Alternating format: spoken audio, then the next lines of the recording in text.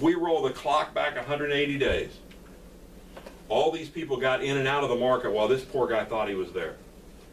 And that happens to a lot of sellers, and I just don't want that to happen to you. Here's what our current competition is. Now, in today's world, this thing will probably be flipped, right? There'll be a very few sales. There'll be a lot of expires, and there'll be tons of actives, right?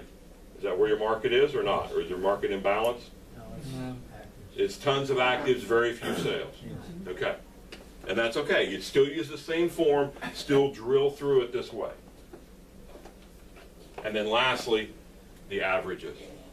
And every house is average at this point of the conversation. Every seller has an average house. So the average sales price of houses like yours is, and you know, we had a 150 scenario, but right. The average sales price of houses like yours is 137. So I'm going to suggest to you in today's world that we need to price your house at 139.9.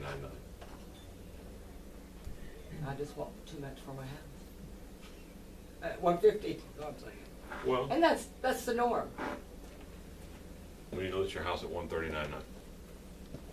And at that point in the conversation, you do whatever you have to do to keep your mouth shut. You stab yourself with a pen, you sit on your hands. My deal was I grabbed my chin. And then normally I'm sitting at a table, right? And this was nothing more than to make me shut my mouth. And I'd go, we need to list your house at 139.9. That's market value in today's market. And I just stare at you, and I'm grabbing my chin because I'm like, dang, you don't say anything.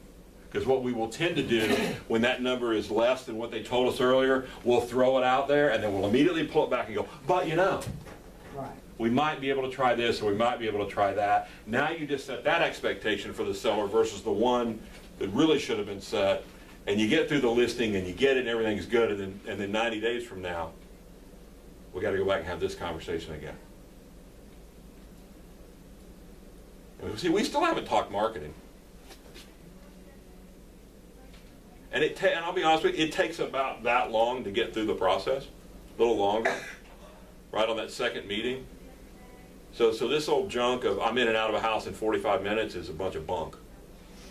I mean, I'll just tell you, if that's your goal, the person that's willing to sit there longer with the right people, because some people need to process this longer, you'll get beat in a competitive situation.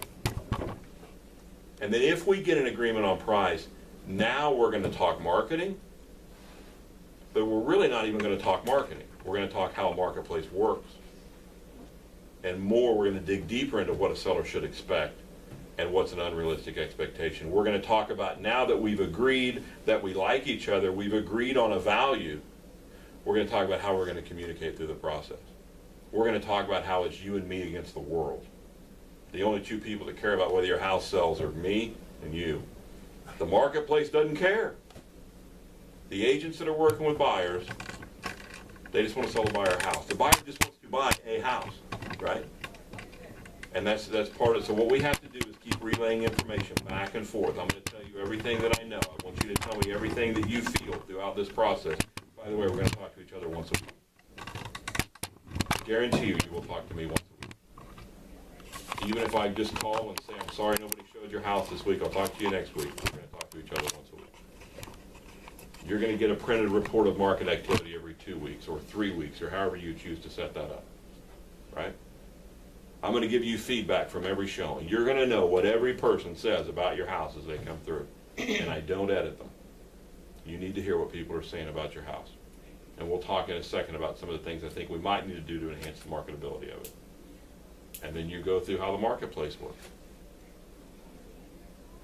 And you tell them they can fire you anytime they want to if they're not happy with what you're doing. And you list houses like 80% of the time in a competitive environment if you get it down. What happens with this presentation, when you get it down, is sellers will look at you and go, I don't like what you're saying, but I get it. I see it. I'm not going to get 150, am I? No. I could lie to you. just to get another listing, and I just won't do it. You're not gonna get 150. I'm sorry. My life would be easier. I don't like telling you this any more than you like hearing it. We're not gonna get 150. And so the seller might say, I can't sell it for that. Okay, I get it. Let's talk about your other options, right? I mean, I'm here to try to help you. Do you want to rent it? I don't know. No, I don't want to rent it. What's your other option?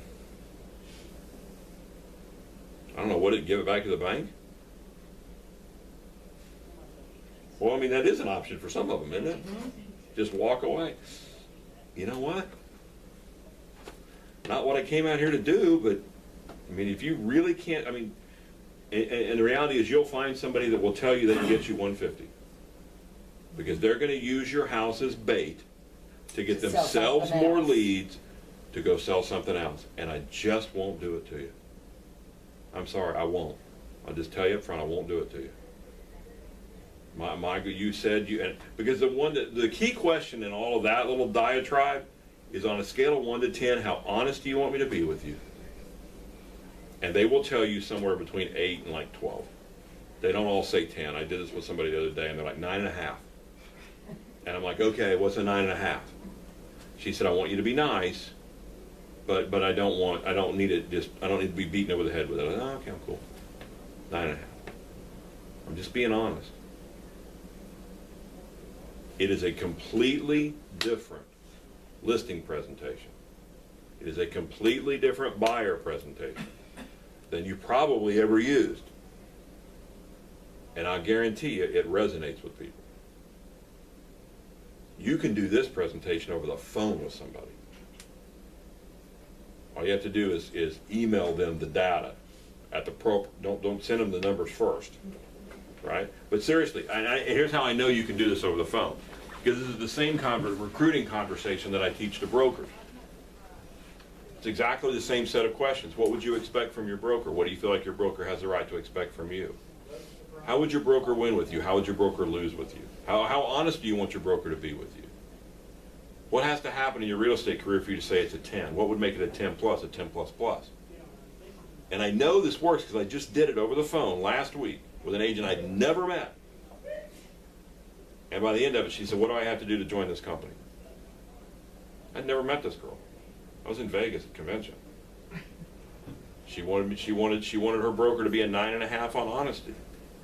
The way you win with her is that when she does something good, you give her an attaboy. She needs to have that every once in a while. How you lose with her is by never telling her she's doing a good job, and you always pick apart the things she does wrong. I know I'm going to do things wrong. I just don't need somebody beating me up all the time. Fabulous information for the broker, right? Just outstanding information. It's like, okay, when you're dealing with this person, here's the rules. Same. It's just relational selling, I guess you would call it. I don't know what you call it. It all came out of this stupid book years ago, Top Grading, on how to hire people that you wanted to be around that were good. Okay? So, before I leave today, I will put all of these files on a stick so you guys can have them. And I'll get them to Lon, and we can get them to the administrator or whatever, and you can get copies of them. Okay? You have to, if you're going to go down this path, you have to practice. You have to have processes. If you want a great realtor life, if you want just a great any kind of life, it's all about processes and not violating your processes. The more you stay in process, a la Warren Buffett, Donald Trump, Richard Branson, Steve Jobs, the more you stay in process, the greater life you have. That's really my message to you today, right? Because I'm all about two things, net income and net time. I don't care what awards you get. I want to know what your net income was. Okay? And I don't care what your net income was. If you're spending a disproportionate amount of time trying to go get that amount of money, it ain't worth it. Net income, net time. It all comes from processes. Processes lead to confidence. Confidence to action. Action to habit, or action to results. Results to habits. Okay? So there you go. There's my lunch message for today. That's good. I hate when you guys applaud.